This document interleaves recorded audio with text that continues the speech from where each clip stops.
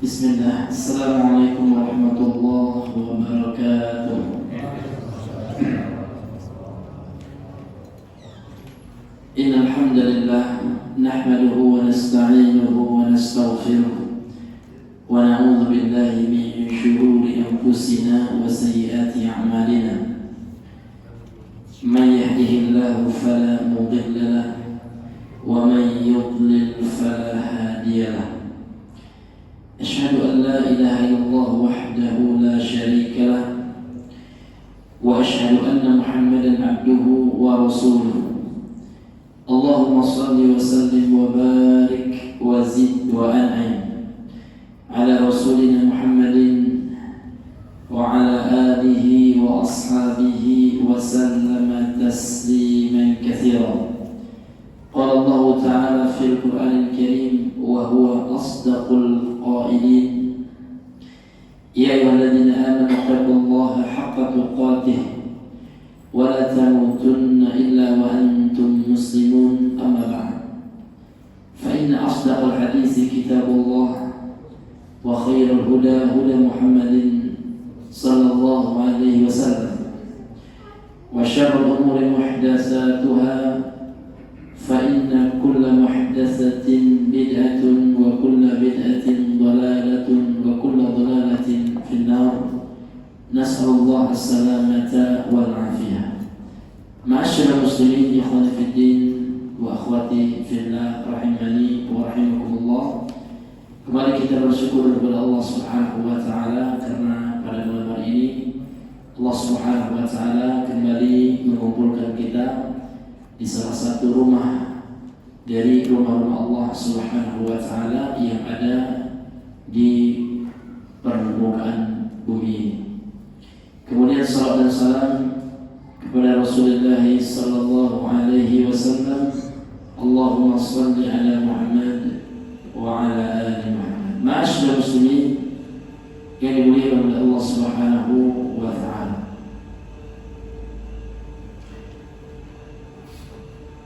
Kembali kita melanjutkan kajian kita masih pada bab ma jaa fil istisqa'i bil anwa', bab apa saja dalil-dalil yang datang dari Al-Qur'an dan Al-Hadis tentang meminta hujan dengan perantara bintang-bintang. Kemudian kita lanjutkan qala al-musannif rahimahullahu ta'ala wa an Abi Malik Al-Ash'ari radhiyallahu anhu anna Rasulullah sallallahu alaihi wasallam qala arba'un fi ummati min amri al-jahiliyah la yatrukunahunna al-fakhr bil ahsab wa ta'nu fil ansab wal istisqa'u bin nujum wan niyahatu 'ala al-mayyit. وقال النائحة إذا لم تتب قبل موتها تقام يوم القيامة عليها سربال من قطران ودرع من جرب. رواه مسلم. Kemudian dalil yang diberikan oleh Allah Subhanahu wa taala yang artinya dari Abi Malik Al-Ash'ari radhiyallahu anhu, sesungguhnya Rasulullah sallallahu alaihi wasallam bersabda, 4 perkara di dalam umatku atau pada umatku yang merupakan bagian dari perkara jahiliyah, dan mereka tidak meninggalkan 4 perkara ini. Yang pertama adalah berbangga-bangga dengan nasab atau berbangga-bangga dengan garis keturunan. Kemudian yang kedua, mencela nasab atau celaan pada nasab, pada garis keturunan seseorang. Kemudian yang ketiga, meminta hujan melalui bintang-bintang. Kemudian yang keempat,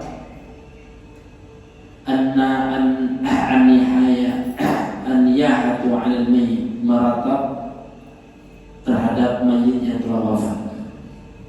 Kemudian Rasulullah SAW bersabda, di sini hadirin yang dimuliakan oleh Allah Subhanahu wa taala, an-naihatu, orang yang meratap itu apabila dia tidak bertobat ya, sebelum matinya, maka dia akan diangkat di hari kiamat ya, pada hari kiamat, dan padanya pakaian dari aspal. Kemudian dia dipakaikan dengan dir'un ya. Dir'un itu adalah thawbun yunsajju min hadid ya, pakaian yang ditenun ya, yang dibuat dari besi. Yulbasu fil harb, yang biasa dikenakan ketika perang. Jadi dia juga akan dikenakan pakaian itu, bentuk siksaan orang-orang yang meratap ketika di dunia. Ya. Dan ini diantara ya siksaan orang-orang yang ya ketika di dunia disebutkan dalam hadis ini, ketika dia meratap dan tidak ridha terhadap ketentuan Allah Subhanahu wa taala, ketika diberikan musibah berupa kematian anggota keluarganya atau musibah yang lain, seperti rumahnya terbakar atau dia ditimpakan musibah berupa bencana. Jadi kalau seandainya ada orang yang meratap ya, berteriak dia mengangkat suaranya dalam rangka untuk untuk mengungkapkan ketidakridhoannya, ketidaksenangannya terhadap musibah yang Allah Subhanahu wa taala tetapkan kepadanya. Masyaallah muslimin yang dimuliakan oleh Allah. Jadi hadis ini hadirin yang Allah muliakan ya, tidak semua perkara jahiliyah itu mencapai level kekufuran. Makanya disebutkan dalam hadis lain ya, bahwasanya orang yang meninggal kemudian tidak taat ya kepada pemimpin ya, dia meninggal dalam keadaan memberontak, maka kalau dia matinya bangkai jahiliyah, betul, minta-minta dan jahiliyah kan gitu. Disebutkan dalam hadis Sahih Muslim, barang siapa yang memberontak dari pemimpin yang sah, kalau dia mati dalam pemberontakan yang tersebut, matinya dalam keadaan jahiliyah. Ada orang yang mengatakan, oh berarti kalian mengkafirkan. Tidak setiap ungkapan jahiliyah itu bermakna kekufuran, pelakunya kafir. Orang yang melakukan maksiat itu juga dikatakan min al-umur al-jahiliyah. Ini termasuk dari perkara jahiliyah. Seperti ini Pak, al-fakhr bil ahsab ini bukan nawaqidul Islam. Ya, orang yang berbangga-bangga dengan nasabnya ya, ini bukan termasuk nawaqidul Islam. Artinya dia melakukan dosa besar saja. Ini Bapak-Ibu yang dimuliakan, karena ada orang yang ketika kita mengingatkan bahayanya tidak taat kepada pemimpin, kita bawakan hadis itu, kita menganggap orang-orang yang mati ketika memberontak itu kita anggap mereka kafir. Rendah.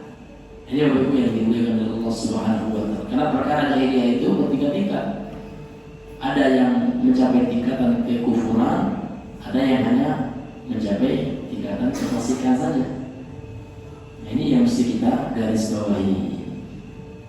Bapak-Ibu yang dimuliakan oleh Allah Subhanahu wa taala. Kemudian qala Syarih hafizahullah taala, berkata pada syarah kita yang semoga dijaga oleh Allah Subhanahu wa taala, Syekh Shalih Al-Fauzan.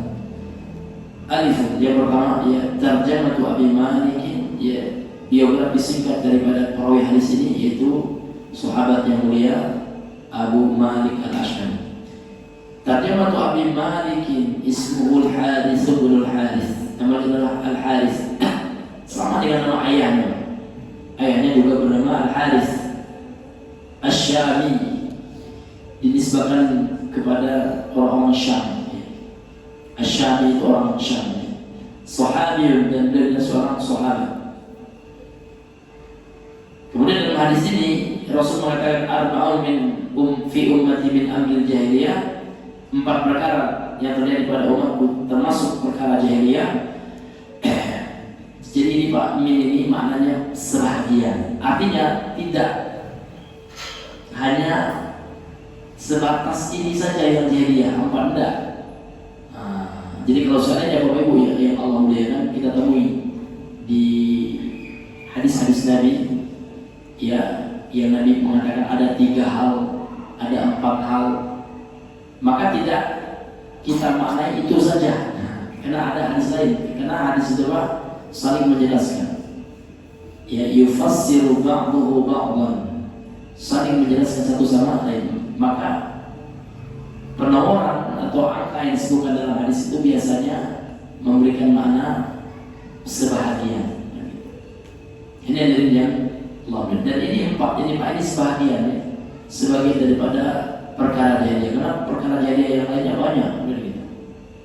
Ini disebutkan dalam hadis ini ada 4 contoh dari perkara jahiliyah.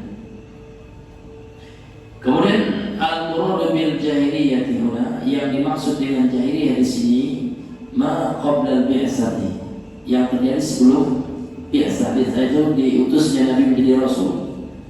Jadi perkara-perkara yang bertentangan dengan syariat sebelum Nabi diutus menjadi rasul itu disebut jahiliyah. Summu bidzalika, dinamai dengan hal itu, dinamai dengan jahiliyah. Kenapa? Lifaqti jahlihim, karena ya kebodohan mereka yang luar biasa, sudah melebihi batas kebodohan mereka.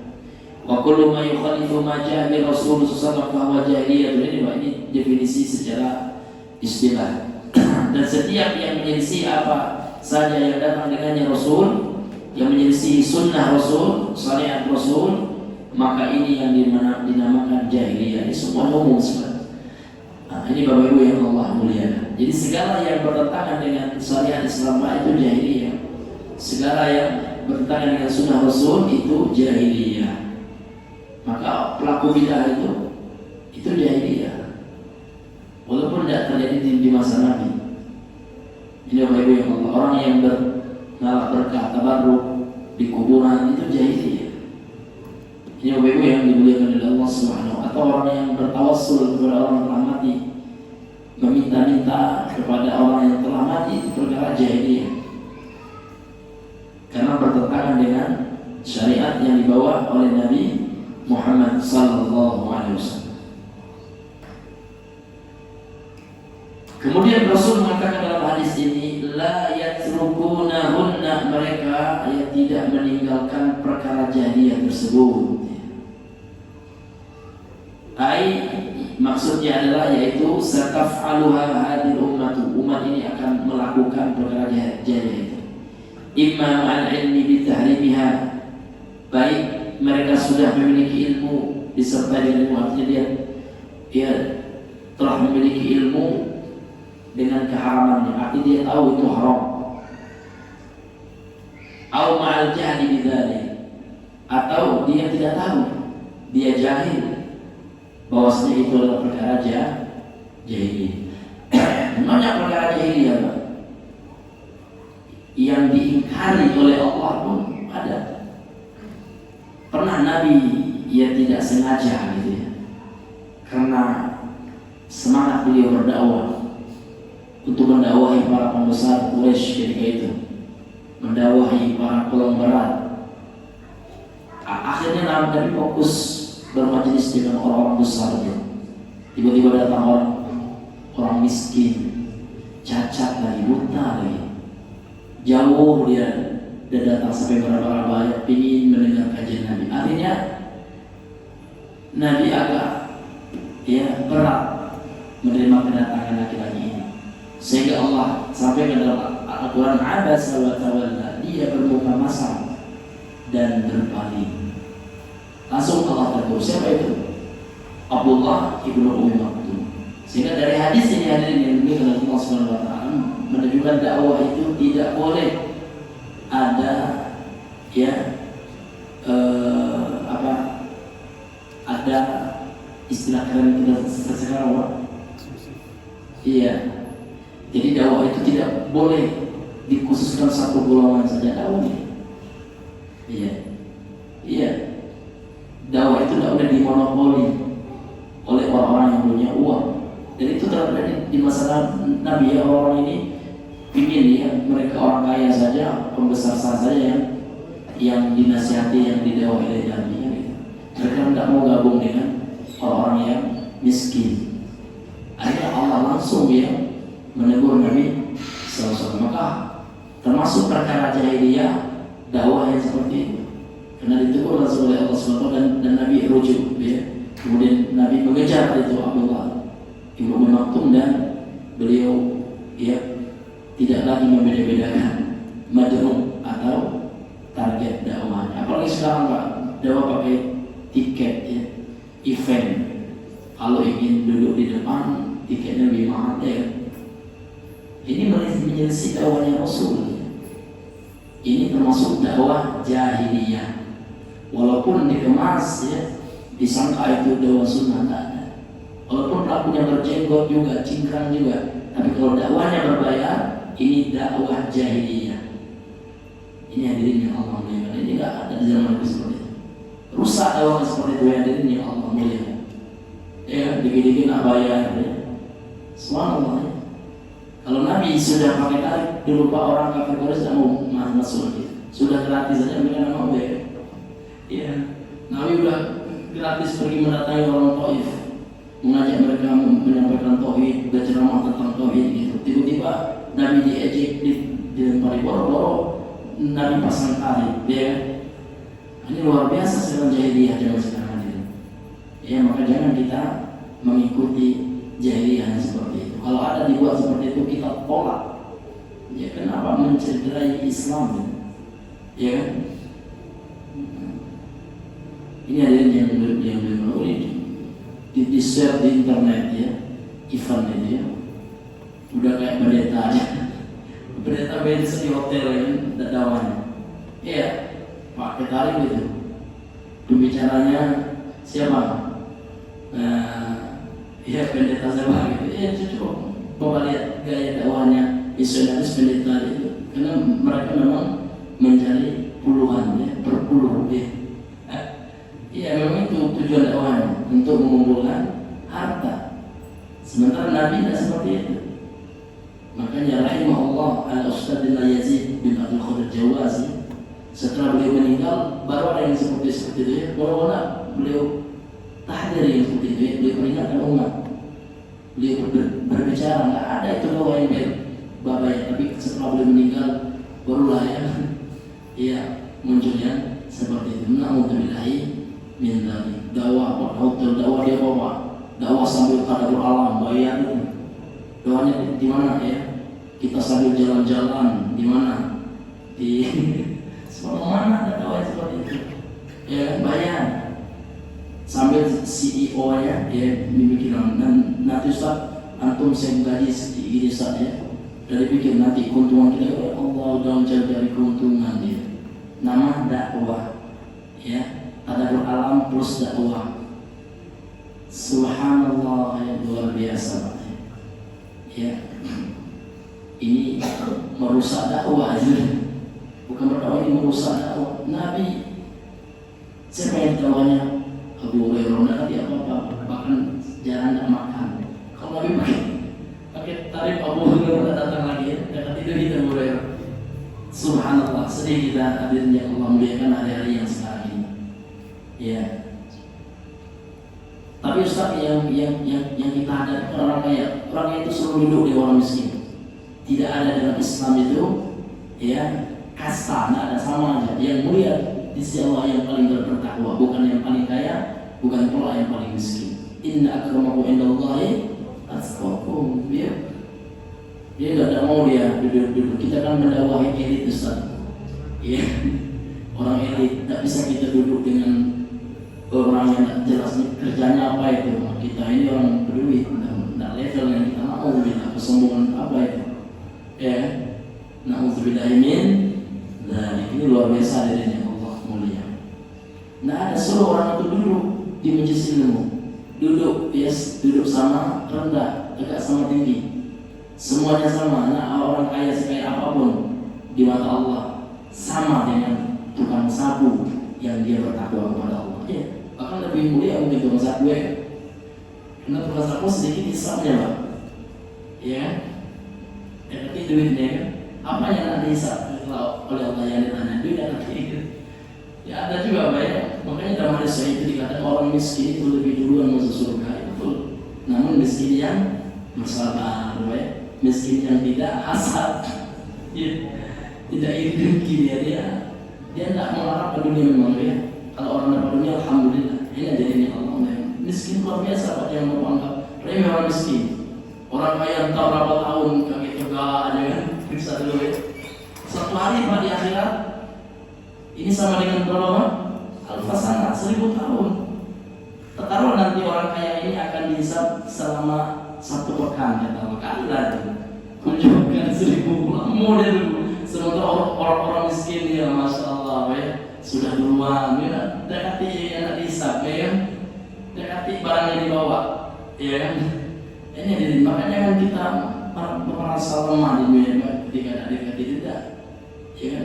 Ini ada yang dibilang oleh Allah. Maka berbahagialah orang miskin, namun orang miskin yang sabar, orang miskin yang rendah hati. Tapi ada orang miskin yang celaka Pak, sudah miskin sombong pula celaka. Nah mau sholat dia, ya saya lihat orang miskin Pak, ya Allah rumah tinggal di kolong jembatan ada jalan persoalan saya tak sholat pula, subhanallah ini dia parah ya. Nah, ini parah itu ya, miskin di dunia celaka di akhirat. Tapi miskin yang bersyukur walaupun dia kekurangan harta, tapi dia tetap bersyukur kepada Allah. Alhamdulillah kan, walaupun makan cuma sekali sehari Pak, alhamdulillah ini sedikit nanti hisabnya di akhirat. Ini hadirin yang Allah mulia. Nah ini termasuk ya perkaranya itu ya. Yang pertama al-fakhru bil ahsab. Apa itu? Beliau mengatakan al-fakhru bil ahsab ay at-ta'adhumu 'ala an-nas. Dia menganggap dia agung di atas manusia. Dia menganggap dirinya besar. Dia kena keturunan bil abai, dengan orang tuanya, dengan nenek moyangnya. Nenek moyang kami adalah pelaut, nenek moyang kami adalah raja. Jadi dia bangga-banggakan ya. Iya.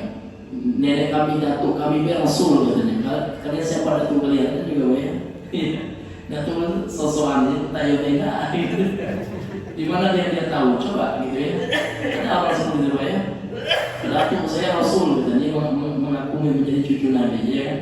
Datuk kalian siapa? Ada sama-sama dia ibu dan ya. Sama-sama orang tua ribut sekarang tentang perkara nasab itu. Sama-sama mereka sekarang, subhanallah ya. Tidak boleh dirinya Allah muliakan membanggakan keturunan kita, membanggakan apa? Nenek moyang kita ada. Kita keturunan raja apa? Semua sama, jadi Allah sama, tidak ada beda. Ya, ini adalah yang dimuliakan oleh Allah. Baik dia kulit hitam, baik dia budak, hamba saya sama di sisi Allah. Yang membedakan hanya takwa saja. Ayat ta'adhumu 'ala an-nasi bil aba'i wal ma'athirihim, dan peninggalan-peninggalannya mereka ya. Bangga dengan peninggalan orang tua ya, harta orang tua bangga kita. Ini termasuk ya perkara jahiliyah. Berbangga dengan nasab. Nasab itu perkara dunia ya. Iya. Termasuk juga berbangga-bangga dengan harta ya. Berbangga dengan harta. Tahun antum ya, ini sepatu saya harganya 8 juta loh ya. Beli di ya Allah, 8 juta apa ini beli 8 juta ya. Beli aja yang 500 ya, yang 7.500 nya ya gunakan untuk bantu orang tua, untuk bantu teman yang tidak mampu, banyak pahalanya. So beli sepatu aja dah ini 8 juta harganya sepatu ini. Subhanallah. Alhaakumut takatsur hatta zurtumul maqabir. Berbangga-bangga kata kafir itu tiba memperbanyak ya, berbangga-bangga dengan harta gitu ya, berpoya-poya ya. Beli minum aja, kadang minum ini mahal kali ya. Baju aja Pak, ada orang beli baju yang ini harganya 20 juta nih ya, subhanallah, 20 juta baju doang, 20 juta Pak. Akhirnya ketika mati ya tinggal baju itu ya, yang di bawahnya tinggal habis sekali. Ini hadirin yang Allah muliakan. Jadi ketika tidak masuk Ramadan itu, ini yang perkara yang harus kita hilangkan ini. Ya berbangga-bangga dengan harta gitu ya. Tidak ada harta yang kita miliki di dunia ini, kata Rasulullah ma'akala fa'afna, apa yang kau makan itu apa kita, maka yang kita makan akan jadi kotoran. Apa yang kita pakai ini apa kita. Ya, walaupun baju kita banyak di rumahnya kita pakai tetap saya ke Allah. Ada nggak orang sekali mau pakai baju 5 nih? Karena dia banyak orang kayak orang gila, kata gila. Jam tangan orang, ada orang di jam tangan satunya 1 M ada. Tapi kan nggak ada jam tangan walaupun banyak tetap satu aja dipakai ya. 2 aja orang udah lihat dari 2 kecil. Ini agak lain. Apalagi sekali 5 wet. Ini 5 di depan gini. Nah ini kata orang ini kayaknya alumni RSJ ya. Iya. Artinya mana ada dunia yang kita banggakan. Apa yang kita pakai ini adalah dunia kita ya. Dan ini akan musnah. Dunia kita yang sebenarnya kita harus apa yang kita sedekahkan, itulah yang akan kekal. Iya. Itulah yang akan dicatat sebagai harta yang kita bawa mati. Itu apa yang kita infakkan gitu. Apa yang kita sedekahkan. Ini hadirin yang dimuliakan oleh Allah Subhanahu wa ta'ala. Kemudian termasuk perkara jahiliyah juga dalam hadis ini, wa ta'nu fil ansab ay al-wuqu'u fiha bil aibi wa tanaqqusi, ya, al-wuqu'u fiha, ya, dia jatuh dalam mencela, ya, aib-aib nasab orang. Jadi anak, mohon maaf ya, ada kan orang kampung bilang ini anak kampang nih, anak orang, auzubillah. Tak boleh. Ini termasuk ini ada perkara jahiliyah. Walaupun memang ibunya melakukan zina, nggak mesti pula anaknya kita bully. Apa hubungan dengan anaknya? Kan yang melakukan ibunya, ya, orang tuanya yang berzina, lahir dia. Nah, di dalam masyarakat dibilang gitu ya, ini anak ya untuk menghina nasab orang. Ini tidak boleh dalam Islam. Atau menghina ini keturunan PKI baca itu kalau orang minangnya Pak Jago keturunan PKI. Subhanallah, itu juga tidak boleh. Walaupun keturunan Fir'aun dia, kalau dia Muslim udah, dia sudah menjadi Muslim, biarlah dan moyangnya Fir'aun misalnya. Ya tidak boleh kita menghina orang lain, ya, menceritakan aib orang lain, ya, dalam mencela keturunannya, garis keturunannya kita cela. Ini hadirin yang Allah muliakan, dan ini haram, hukum dosa besar. Ya, orang mencela, ya, nasab orang lain. Kemudian yang keempat, ya, yang ketiga, wal istisqa'u bin nujum, ay nisbatus suqya wa maji'il matari ila nujumi wal anwa, yaitu menyandarkan hujan, gitu ya, dan turunnya, ya, hujan, ya, kepada bintang. Jadi menyandarkan hujan dan turunnya hujan dan datangnya hujan itu kepada bintang, ya. Dan al-anwa, ya, ini terkadang diterjemahkan sama, ya, bintang juga. Namun al-anwa ini kan lebih kepada manazilul qamar, ya, bintang tempat, ya, beredarnya bulan. Ya, seperti yang telah kita bahas pada pertemuan yang sebelum ini. Hadirin yang Allah muliakan, ini bahas syirik yang keempat ini, Pak. Syirik, ya, kalau yang pertama, yang kedua, yang ketiga itu dosa besar. Tapi kalau menyandarkan turunnya hujan kepada selain Allah, kepada bintang, bin nujum, ya, ini tentu, ya, syirik, minimal syirik kecil. Kalau syirik kecil itu dia tetap meyakini yang menurunkan hujan siapa? Allah. Dia meyakini yang menurunkan hujan adalah Allah. Namun bintang ini hanya sebab saja. Hujan itu turun disebabkan. Kalau dia meyakini bintang itu hanya sebab, ini syirik kecil. Tetap dia meyakini Allah yang menurunkan bintang. Sama dengan, ya, orang yang memakai zimat seperti itu juga. Kalau ada orang yang memakai zimat hanya meyakini itu hanya sebagai sebab, namun yang mendatangkan manfaat, menolak mudarat adalah Allah, ini syirik kecil. Tapi kalau seandainya dia meyakini zimat itu sendiri yang mendatangkan manfaat dan menolak mudarat, maka ulama sepakat ini syirik besar. Na'udzubillah min. Dan kemudian yang keempat adalah wan niyahatu, ay raf'us sauti wan nadbi 'alal mayyit, yaitu mengangkat suara dan meratap-ratap, ya, atas mayat, di atas orang yang meninggal. Ini juga termasuk perkara jahiliyah. Bahkan disebutkan dalam hadis Sahih Al-Bukhari, dalam hadis lain Rasulullah bersabda, innal mayyita la yu'adzabu bi bukai ahlihi. Sesungguhnya mayat itu akan diazab oleh Allah disebabkan ratapan keluarganya, tangisan ratapan maksudnya. Maka ada yang diberikan oleh Allah SWT. Jadi menangis itu Pak, ada yang mendatangkan ridho Allah, ada yang mendatangkan laknat Allah, gitu ya, azab Allah. Menangis mau meronta-ronta ya, karena tidak ridho terhadap ketetapan Allah, itu yang merata sampai mencakar-cakar wajah ya. Sampai menyakiti wajahnya, seperti orang Syiah meratap kematian Husain. Lihat itu Pak, di hari Karbala. Orang Syiah ya, itu ratapan ya, itu perkara jahiliyah, dosa besar itu.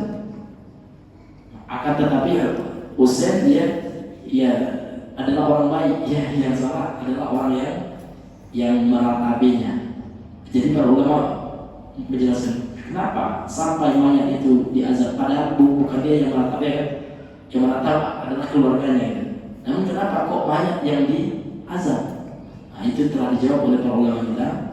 Maksudnya adalah kalau yang pertama, sebelum meninggal mayat ini rahimahullah ini tidak mengingatkan kepada keluarganya. Maka ini wajib Pak ya, kita wasiatkan. Kan kita semua camat semua Pak ya, Pak Camat semua ini. Iya, Pak Camat, calon mati semua Pak ya. Nah, kita harus wasiatkan ke istri kita, ke keluarga kita, anak, dek, ya, anak, nah, kalau seandainya ayah meninggal, jangan ratapi, ya. Kita wasiatkan gitu. Jadi maksud dari hadis itu, mayat itu diazab disebabkan ratapan dari keluarganya di dunia. Ketika dia di dunia dahulu, si mayat itu Pak tidak pernah mewasiatkan dan mendidik keluarganya bahayanya meratapi. Maka ini pentingnya ilmu ya, di sini kita pentingnya ilmu. Ketika kita tahu ya ini termasuk perkara jahiliyah, wajib kita untuk apa? Untuk memberikan wasiat, arahan, pelajaran, ya, dan mengedukasi keluarga kita. Ini kalau dilakukan juga, nah, kita insya Allah tidak diazab karena kita telah menegakkan hujah, telah menyampaikan. Tapi keluarga kita yang mada, kalau kata orang ini mada, ya apa itulah mengecek waktu sebelum nikah ya. Tolong jangan diratapi saya, istrinya tetap meratap. Udah, insya Allah bapak itu selamat Pak, karena dia sudah menjelaskan. Nah, ini dan istri yang salah. Atau orang tuanya, bapak itu sudah mewasiatkan, tolong diselenggarakan ya jenazahnya sesuai sunnah gitu ya. Kalau saya meninggal langsung itu diantar sunnahnya Pak, langsung segerakannya untuk boleh. Oh tetapi kalau tidak ada, kalau sudah meninggal sudah.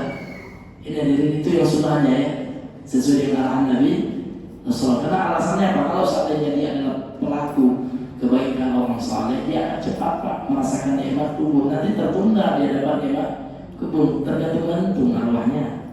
Ya. Tapi kalau dia pelaku maksiat, ya maka akan cepat berakhir dengan orang keluarganya. Ya, jangan sampai keluarganya ia akan mendapatkan sesuatu hal yang buruk ya. Kenapa? Karena tidak menyegerakan mayat ini. Sehingga kalau seandainya dia adalah orang-orang yang pelaku maksiat yang berhak diazab ya, nah, dia akan segera mendapatkan ya hukuman oleh Allah Subhanahu wa taala berupa azab kubur. Sehingga kita nanti tidak termasuk orang-orang yang orang yang melindungi orang yang akan diazab oleh Allah gitu. Karena dilama-lamain gitu. Nah, ini dari yang diberikan oleh Allah Subhanahu wa taala. Ini makna itu Pak diambil juga daripada hadis. Alasan kenapa, apa hikmahnya kita menyegerakan mayat itu, sehingga kalau ada orang yang saleh dia akan segera mendapatkan nikmat kubur. Kalau dia orang yang saleh, orang yang durjana ya, maka akan terbebaslah ya keluarganya dari dosa-dosa yang dia lakukan gitu. Sehingga dia cepat-cepat mendapatkan hukuman dari Allah Subhanahu wa taala. Ini hadirin yang diberikan oleh Allah Subhanahu wa taala. Ya, kemudian kata beliau, ya tuqamu yaumul qiyamah. Rasulullah bersabda dalam hadis ini, tuqamu yaumul qiyamah. Orang yang meratap itu Pak nanti akan ditegakkan di hari kiamat. Ya, maksudnya apa? Tub'atsu min qabliha. Dibangkitkan dia dari kuburnya. Tuqafu yaumul hisab. Kemudian dia didirikan pada hari perhitungan, hari hisab ya, al-jaza, dan hari hari Allah membalas ya, hari pembalasan. Ya. Tuqamu yaumul qiyamah wa 'alaiha sirbalun, dan akan dikenakan padanya pakaian dari tembaga yang mengalir ya. Kemudian dicampurkan tembaga pada pakaian itu kan gitu ya. Atau kalau sering diterjemahkan ini dengan aspal ya, dengan pakaian dari aspal gitu ya. Ai sirbalun min qatranin ay thawbun min nuhasin, pakaian dari tembaga madhabin yang mengalir gitu.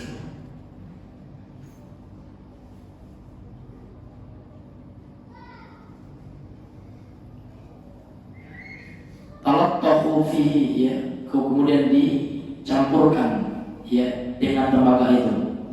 Fayasiru kathawbi, sehingga tembaga itu ya menjadi seperti pakaian.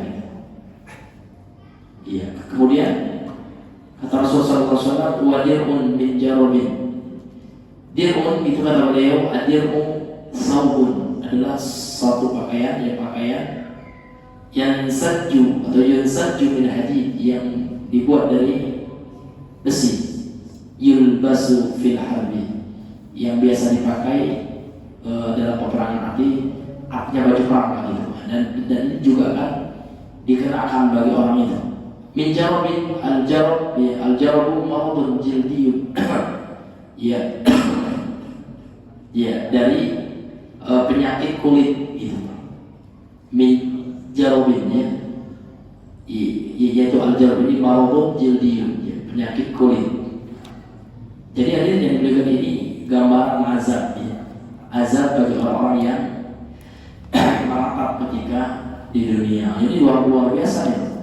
Ya, orang yang meratap, artinya ini bukan perkara yang remeh. Dan ini azab juga ancaman bagi yang sebelumnya juga, yang 4 perkara jahiliyah, termasuk juga meratap gitu. Ini Bapak Ibu yang dimuliakan oleh Allah Subhanahu wa taala. Begitu azabnya, ini hanya meratap. Banyak hanya meratap itu azabnya. Iya kan? Bagaimana dengan orang yang melakukan syirik kan gitu? Ya, tentu akan besar sekali azabnya di sisi Allah Subhanahu wa taala. Na'udzubillahi min dzalik. Semoga Allah jauhkan kita dari azab yang seperti ini. Kemudian hadirin yang dimuliakan oleh Allah Subhanahu wa taala, terkhusus ya dengan masalah at-ta'nu fil ansab, ya, ini termasuk perkara jahiliyah, mencela nasab. Jadi ada kaidah yang disebutkan oleh Syekh Saleh ya, Al-Syekh hafizahullah taala dalam kitab Tamhid, At-Tamhid li Syarih Kitab Tauhid. Beliau mengatakan fa'idah qaidata allati dzakara Imam Malik wa ghairuhu. Bahwasanya ada kaidah ya, yang telah disebutkan oleh Imam Malik dan yang selain beliau min ahli ilm, dari para ulama, ya, anna nasa muqtamanuna ala ansabi. Ini pada dasarnya seperti itu ya. Sesungguhnya manusia itu Pak, dia diberikan keamanan, dilindungi nasabnya. Maksudnya Pak, tidak boleh disebutkan aib-aib nasabnya. Walaupun dia memang keturunan orang bejat, tidak boleh kita ya mengungkit-ungkit atau memviralkan nasabnya. Maka termasuk perbuatan tercela sebagian orang-orang di Indonesia ini, supaya dulu menghina Bapak Jokowi ya, ini ketua PKI, tidak boleh dalam Islam. Orang ada pikiran dulu ya, lawan politiknya Pak ya. Bahkan yang membuat kita sedih, ada juga orang yang ngaku sunnah ikut-ikutan juga mencela nasabnya Bapak Jokowi. Dari mana? Apakah dia dulu satu letting dengan mamanya Pak Jokowi, tahu dia PKI gitu? Ini bahaya Pak. Walaupun PKI pun kita tidak boleh itu haram dulu. Karena ini mencela nasab, sudah datang hadisnya. Maka takut nanti di hari kiamat kita dapat ya ancaman akan dipakaikan ya dengan pakaian dari aspal, mau dapat dengan pakaian yang tembaga yang panas itu. Itu ancaman Allah bagi orang yang suka mencela nasab seseorang. Nah, makanya para ulama ya sepakat anna nasa mu'tamanuna al-ansabihim. Manusia itu ya mu'tamanun itu artinya diberikan keamanan gitu ya. Aman harga dirinya gitu ya. Nasabnya tidak boleh dibuka aibnya, diviralkan pula kan gitu. Fa idza kana la yatarattabu ala dzikrin nasabi atharu syar'iyyun ya min i'ta'i haqqin li ghairi ahlihi. Apabila tidak berakibat ya kepada apa ala dzikrin nasbi ya, menyebutkan nasab itu ada athar syar'i. Ya kalau seandainya ya tidak ada orang yang menyebutkan nasab orang lainnya, akan tetapi dia ada kepentingan gitu ya, ada uzurnya untuk dia sebutkan ya. Misalkan ya tentang memberikan hak ya kepada selain orang yang berhak gitu ya, seperti mohon maaf ya anak zina itu kan tidak boleh mewarisi dari harta bapak biologisnya atau ibu biologisnya. Maka ya maaf bapak biologisnya maksudnya ya, maka dalam keadaan itu kata beliau boleh untuk disebutkan nasabnya, namun karena faktor ini Pak, supaya nanti orang yang berhak ia mendapatkan harta itu tidak terhalangi dari atau tidak terzolimi dia karena tidak disebutkan nasab ini. Dalam keadaan darurat itu diperbolehkan. Karena saya pernah menghadapi kasus yang seperti ini Pak ya. Ada seorang yang mu'alaf gitu ya, orang Chinese mu'alaf dia, namun dia punya anak gitu. Punya anak dia, anak biologisnya, dan anak biologis itu ternyata menurut pengakuan dia pernah rahimahullah ini sebelum meninggal masih tahu orang dan istrinya juga itu anak hasil zina gitu. Pas meninggal nih Pak, dia sudah nikah lagi, dia sudah bercerai dengan istrinya yang pertama itu yang melahirkan anak zina itu. Bercerai, kemudian dia masuk Islam juga ya, nikah lagi dia udah hijrah lagi gitu kan. Meninggal dia, mantan istrinya itu nuntut nabi haknya. Kenapa dia punya anak? Itu kalau dalam Islam boleh disebutkan tentang apa? Tentang status anaknya itu, karena akan mengambil hak istri sahnya, istri yang keduanya itu.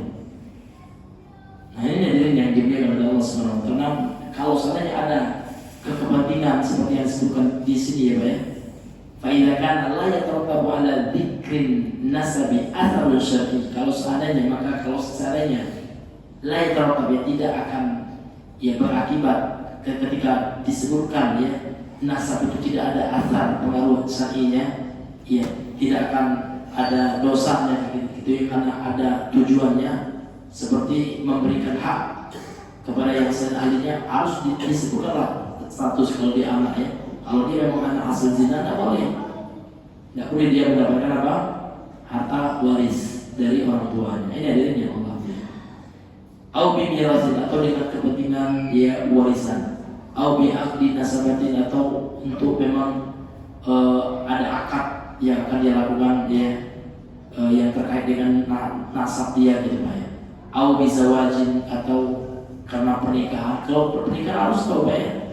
Misalkan anak itu memang dia lahir, mohon maaf ya, ayahnya zina dulu, dia anak di luar nikah misalkan, itu harus disebutkan. Kenapa? Karena jangan sampai nanti dia dinikahi atau apa diwalikan kepada ayah biologis yang tidak sah nanti nikah. Karena wajib dia diwalikan kepada waliul hakim, ya kan? Nah, itu saja yang dibolehkan kita menceritakan tentang nasab orang. Karena kalau ada nasabnya ada bagus misalkan, ya kan? Karena ada kepentingan syar'i seperti ini. Ada pun tidak ada kepentingan seperti ini Pak, ya kan? Bukan nikah ini ada apa? Kita mencela nasabnya, dia keturunan PKI lah, keturunan inilah, ya kan? Dan sebagainya. Maka ini termasuk perkara jahiliyah, perkara yang diharamkan dalam agama kita. Ini hadirin yang Allah muliakan. Kita belum tentu juga Pak ya, karena kita nggak tahu silsilah nasab kita. Ya, apakah orang baik semua ya? Akan tapi yang dilihat oleh Allah itu bukan nasab kita, bukan keturunan kita, ya. Bukan garis keturunan kita. Jadi dilihat oleh Allah kita yang sekarang itu bagaimana. Walaupun ada orang yang terlahir Pak dari ayah Abu Lahab sekalipun, ya. Kalau anaknya Muslim masuk Islam, ya, maka lihat Islam anaknya, bukan lihat garis keturunan ayahnya. Sebagaimana banyak juga ya di kampung-kampung kayak orang yang menghina orang yang keturunan PKI lah apalah gitu ya. Ini semua tentu termasuk perkara jahiliyah yang diharamkan dalam Islam. Kemudian Bapak Ibu yang dimuliakan oleh Allah, al-makna al-ijmali lil hadis. Makna global dari hadis ini, Rasulullah kita mengatakan, yukhbiru Nabi sallallahu alaihi wasallam annahu sayastamirru fil ummati as-sayfu min al-ma'asi. Rasulullah dalam hadis ini mengkabarkan sallallahu alaihi wasallam sesungguhnya dia ya akan berlangsung ya, akan berlanjut di umat ini, pada umat ini, pada umat Islam ini sesuatu dari perkara kemaksiatan. Allati kana yaf'aluha an-nasu qabla al-bi'tsah, yang dahulu manusia melakukannya sebelum diutusnya Rasulullah. Wa dzalika yatamatsalu fi arba'i khisalin, dan wa dzalika yatamatsalu, dan perbuatan maksiat itu ya dicontohkan fi arba'i khisalin, pada 4 sifat atau 4 contoh. Ya, 4 contoh itu seperti hadis yang telah kita baca tadi. Yang pertama, ta'adzumu bil aba, ya, merasa besar, merasa bangga gitu ya dengan nenek moyang. Ma'ana la syarafa illa bittaqwa. Padahal dia kata beliau, sesungguhnya tidak ada kemuliaan itu kecuali dengan takwa ya. Jadi barometer kemuliaan itu hanya takwa, bukan ya, bukan karena keturunan aja, enggak. Bukan karena kekayaan, bukan karena kegantengan, ketampanan ya. Enggak ada itu. Ya, walaupun orangnya bocil, maksudnya dia kayak ucok baba, kalau dia bertakwa lebih hebat dia daripada orang yang tinggi gitu ya. Insyaallah enggak ada ya. Nah, makanya beliau mengatakan annahu la syarafa illa bittaqwa. Sesungguhnya ya tidak ada kemuliaan itu kecuali dengan takwa. Wa tanaqqusu ansabin nasi wa ainiha, ya. Dan ya yang kedua ya, merendahkan nasab manusia dan menyebarkan aibnya ya. Kemudian yang ketiga, wa nisbatu nuzulil matari ila tulu'in nujumi wal anwa'i. Kemudian menyandarkan turunnya hujan kepada terbitnya bintang. Ini kalau bintang ini seperti ini kayaknya hujan turun nih, tidak boleh juga Bapak. Ya, ini yang digunakan. Wal anwa, ya, sama bintang juga, bintang bapak peredaran bulan. Kemudian yang keempat, ya, termasuk perkara jahiliyah kata beliau, wa raf'u shawti bil bukai 'alal mayyiti wa nadbihi, mengangkat suara, meraung-raung Pak, dengan menangis terhadap mayat yang telah meninggal dan meratapinya. Dan ini juga termasuk perkara jahiliyah. Kalau menangis saja boleh, sekedar hanya menetes air mata, ini itu orang manusia itu tidak apa-apa. Tapi kalau sudah sampai mengangkat suara ya, meraung-raung, tentu ini adalah perkara jahiliyah. Thumma yubayyinu wa'ida fi haqqil khislatil akhirah. Kemudian Rasulullah menjelaskan ancaman pada sifat yang terakhir atau jenis yang terakhir ya. Bi anna man istamara 'alaiha min ghairi taubatin, kalau seandainya dia terus melakukannya tanpa taubat gitu ya, fa innahu ya'ti yaumil qiyamah, maka dia akan datang di hari kiamat ya multihan ya,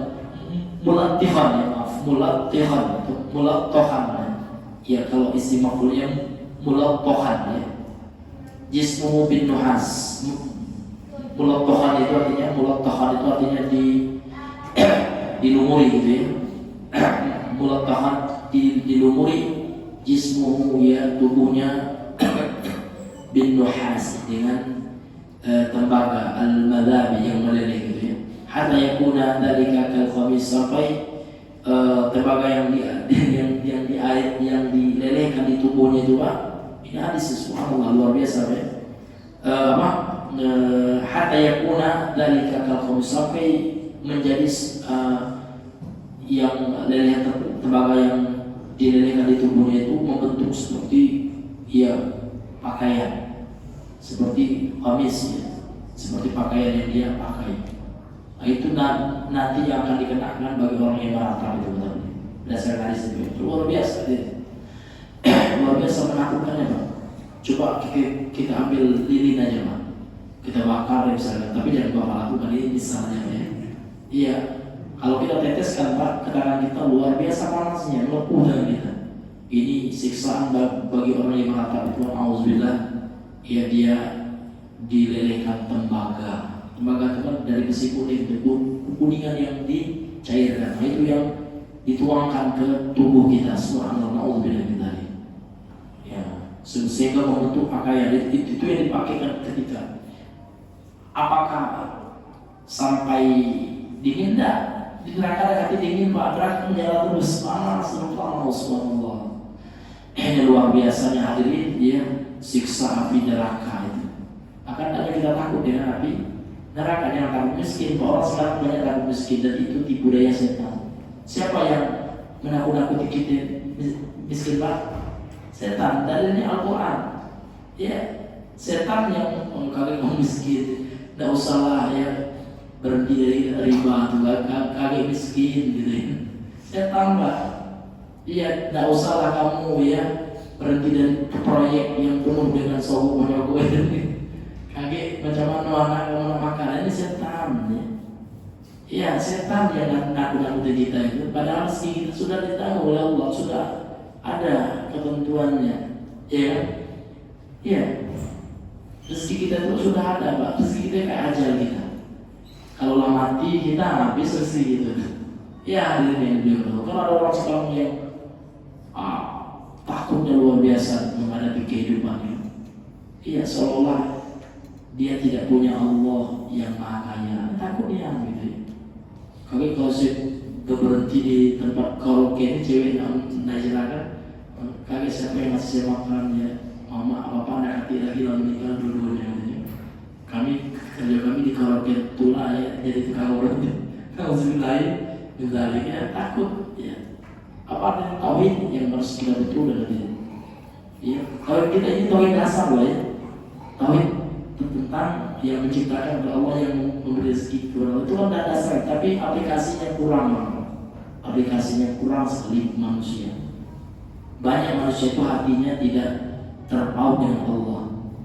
Banyak yang terpaut dengan pekerjaannya. Kalau enggak bekerja saya dapat rezeki ya Allah, seolah pekerjaannya kayak Allah ya yang rezeki. Cacing dalam bekerja apa? Makan juga cacing. Ya enggak? Kecoa. Coba mau kecoa atau yang lebih kecil apa? Bakteri juga. Hidup juga makan juga deh. Padahal dia bukan PNS ya. Kalau di kampung saya Pak, kalau orang enggak PNS itu Pak, iya kayak ini ya. Enggak ada jaminan tuamu. Kalau PNS kan ada jaminan. Kami dapat pensiun, subhanallah. Kayaknya PNS ini sudah Tuhan yang kedua nih kayaknya. Bisa menjamin rezeki orang ya kan? Nauzubillah, ini kenapa tauhid yang tidak diamalkan? Karena orang tahu lah Pak, Allah yang maha memberi rezeki, ya tahu. Tapi pengamalan terkadang orang tidak paham. Bagaimana cara mengamalkan? Kalau kita yakin Allah yang memberi rezeki, bagaimana hati kita? Hati kita yakin yang kasih kita rezeki itu Allah, sehingga kita tidak lagi hasad sama orang lain. Tidak lagi, karena rezeki kita itu kita nggak lagi hasad dari orang yang kaya terus mau Allah ya. Bapak penonton kali mobilnya saya nih, mau motor kayak ini aja, pinjam lagi di motoran. Itu artinya tauhidnya kurang juga, masih ada hasad ya. Karena ada pengaruh dengan tauhid juga. Tapi kalau orang yang berbalik tauhid, alhamdulillah, ya kan, inilah ada rezeki Allah. Walaupun motor ini rezeki Allah, saya syukuri itu, ya kan. Karena boleh jadi ini yang terbaik bagiku. Ya kan, boleh jadi kalau saya dikasih kayak bapak tuh pakai mobil saya ya udah sombong ampun saya kan. Kenapa lagi di begawan? Dia kan sudah merasa punya mobil itu. Alhamdulillah saya belum punya mobil. Itu orang yang betul-betul mengamalkan tauhidnya. Dia tidak akan hasad, kalau bahasa anak sekarang jealous ya.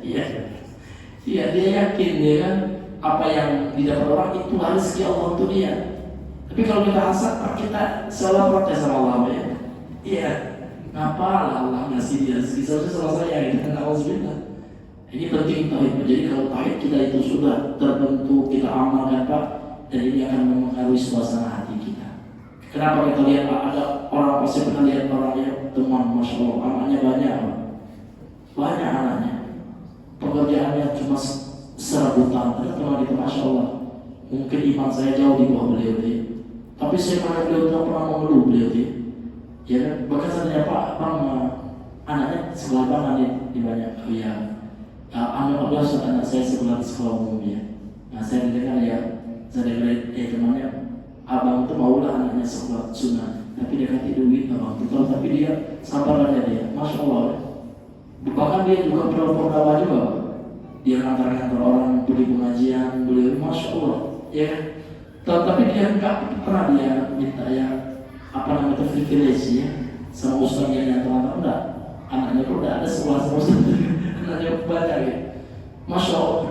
Dan saya tahu dari rumahnya ngontrak juga Pak. Iya, masya Allah. Tapi sesekali dia rajin belajar, rajin mengajar, rajin, dan mukanya ceria terus, terang murung dia. Ya artinya kalau ngomong tuh dia selalu nanya tentang agama ya. Artinya dia tidak mempermasalahkan ekonominya, biasa aja. Ya kan, padahal kalau dilihat ya dengar dari informasi teman-teman juga ekonominya apa namanya memprihatinkan. Tapi karena rasa syukur Pak.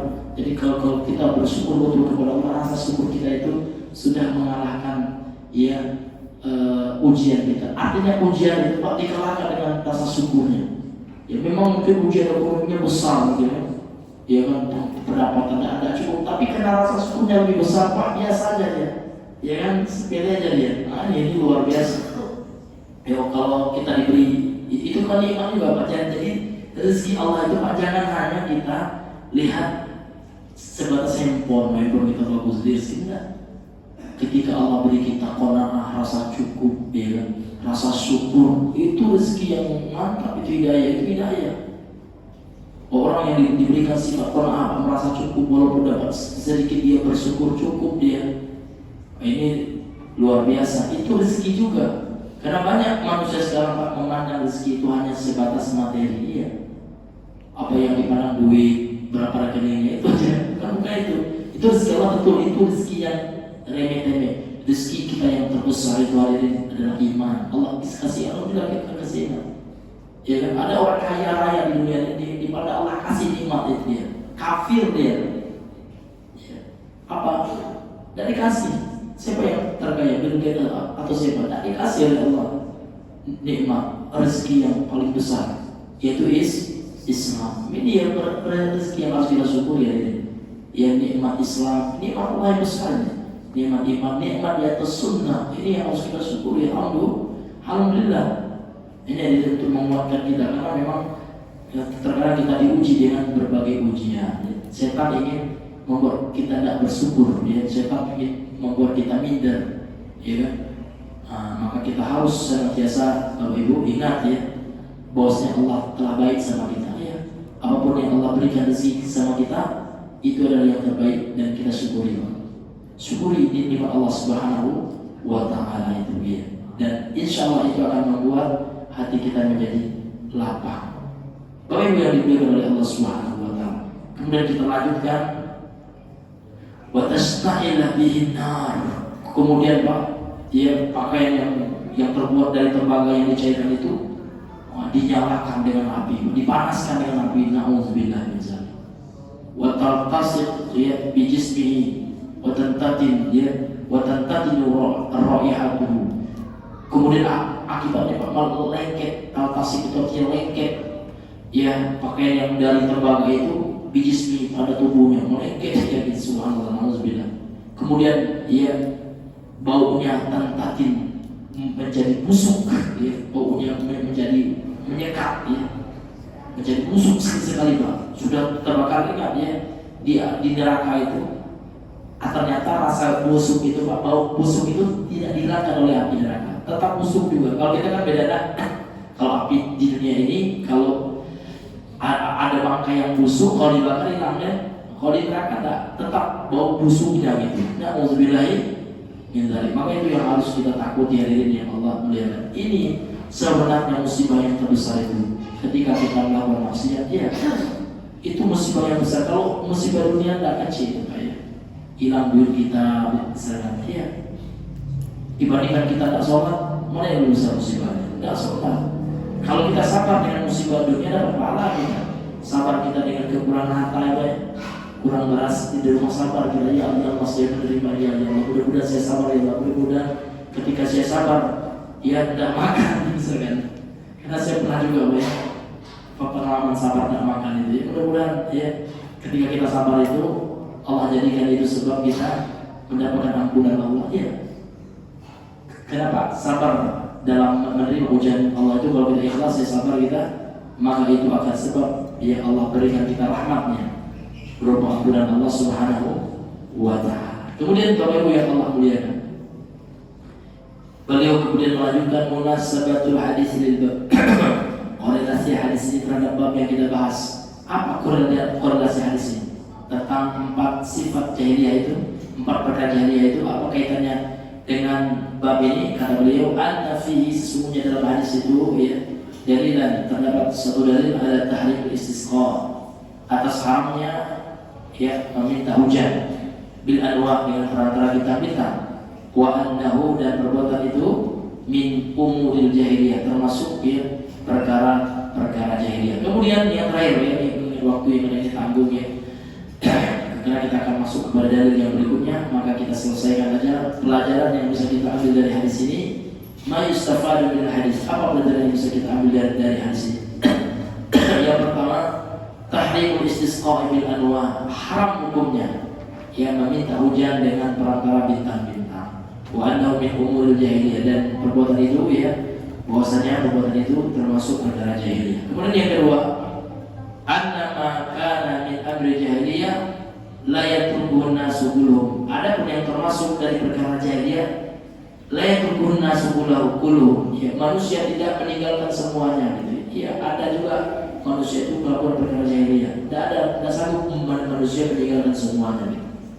Nah, sehingga Nabi katakan, ya, bahwasanya akan ada manusia yang melakukan, ya, perbuatan jahiliyah fi ummati, kata Rasulullah, pada umatku, artinya orang Islam.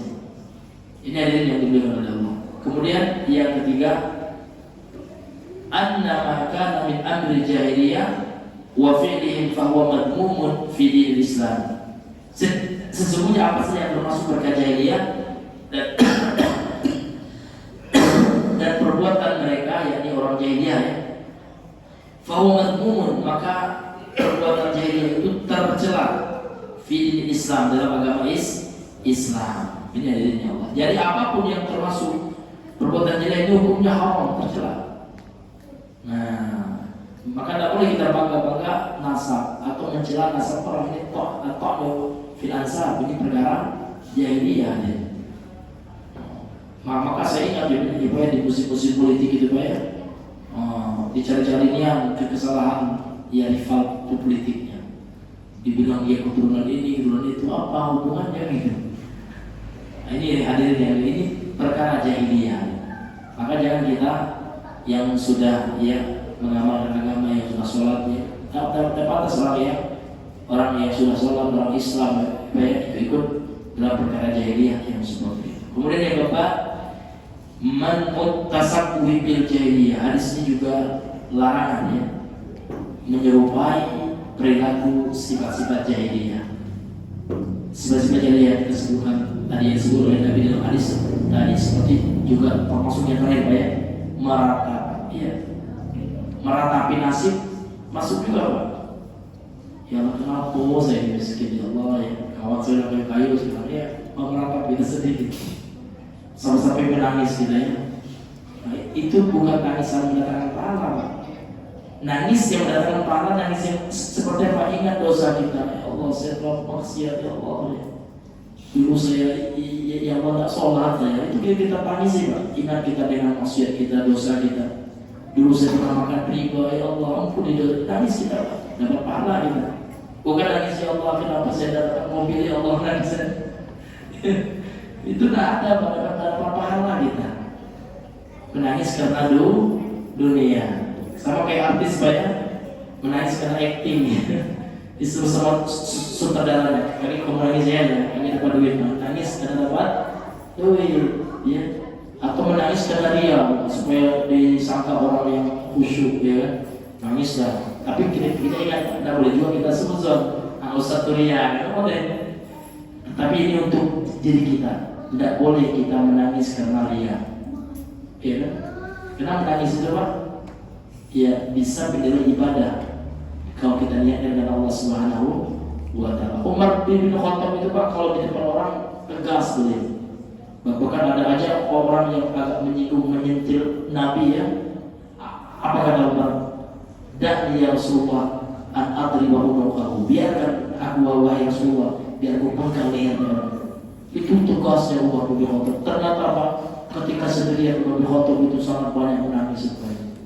Ya kan, ketika orang tidak lihat, bahkan hitam, ya mata beliau ini disebutkan oleh para ulama ini karena atharul buka, ya, karena bekas menangis.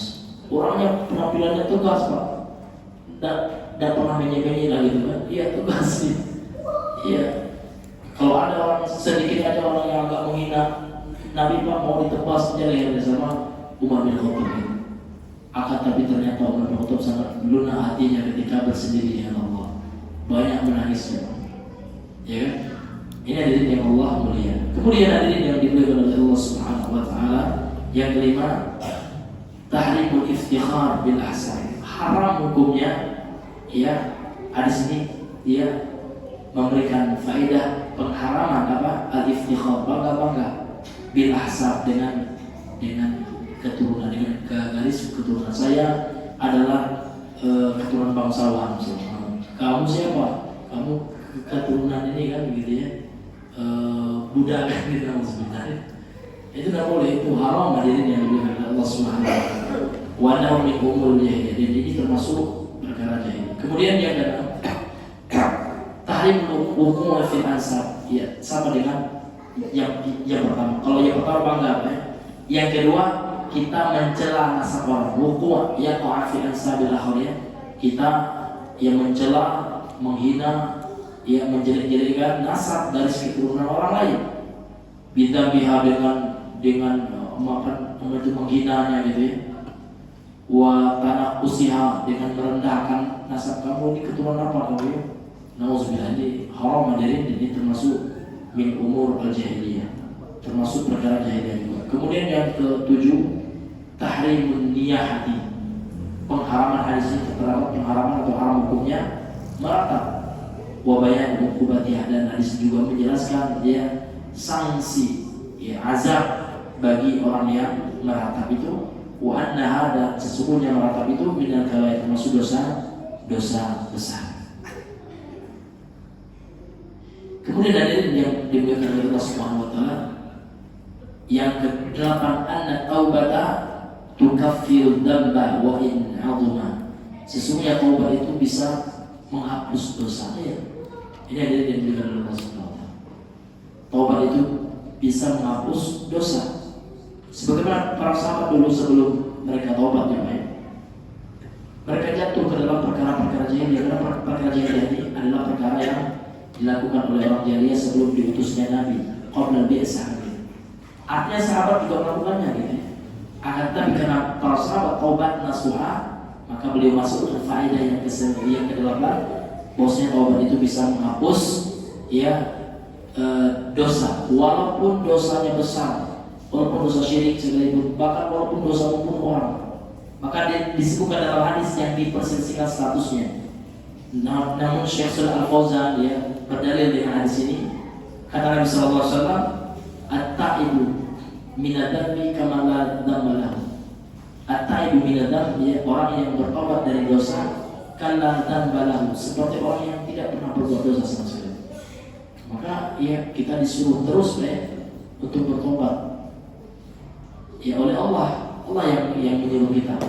Tapi Ustaz, kita kan sudah beriman. Iya, orang beriman yang Allah seru juga untuk bertobat. Ya ayyuhalladzina amanu tubu ilallahi taubatan nasuha.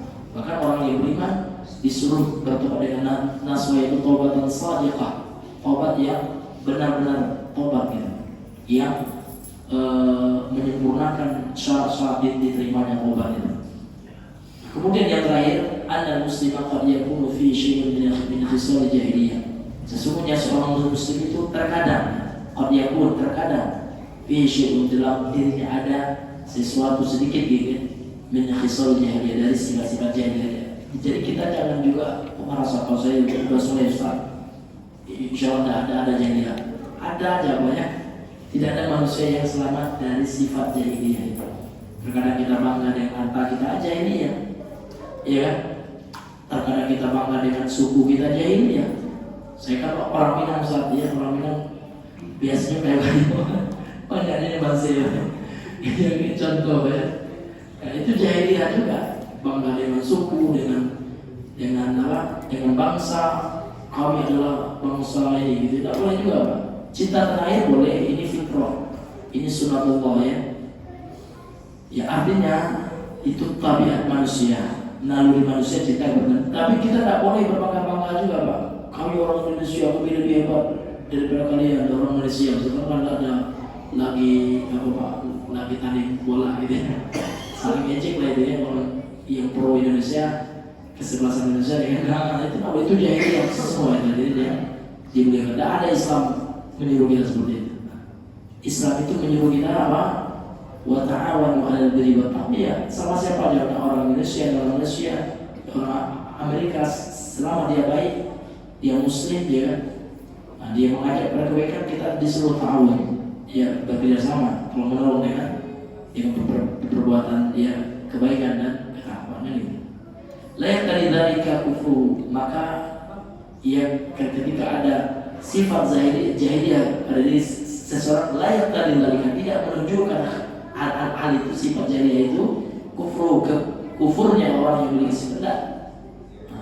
Maka seperti yang saya sampaikan ya, hadis tentang Khawarij yang memberontak atau buhat ya, yang memberontak dari pemimpin yang sah, mati dia Pak, terbunuh dia, misalkan ditembak oleh Densus misalnya, meninggal dia Pak, betul dia meninggal mitatan jahiliyah gitu ya, dia meninggal dalam keadaan jahiliyah, tapi kita nggak mengatakan dia kafir, enggak. Karena tidak setiap jahiliyah itu ia menunjukkan dia kafir, enggak. Nah, karena jahiliyah itu bukan dosa, namun jahiliyah itu kan level-level juga. Ya ada tingkatannya. Ada jahiliyah yang bisa membatalkan keislaman dan keimanan, ya seperti perbuatan syirik besar dan yang semisalnya. Ada pula jahiliyah itu hanya maksiat, ya. Hanya maksiat dan pembangkangan kepada Allah dan Rasulnya. Wallahu ta'ala a'lam bishawab. Ya, mungkin ini saja yang bisa kami sampaikan kepada pertemuan kita di malam hari ini. Mudah-mudahan yang sedikit ini bisa ya kita amalkan dan bisa bermanfaat untuk saya pribadi yang menyampaikan, kemudian Bapak Ibu, ikhwan-akhwat yang hadir di masjid ini. Kemudian semua yang benar itu datang dari Allah semata, yang lupa, khilaf, keliru ini dari kami pribadi dan syaitan yang terbentuk. Subhanallah bihamdika, asyhadu an la ilaha illa anta, astaghfiruka wa atubu ilaik. Assalamualaikum warahmatullahi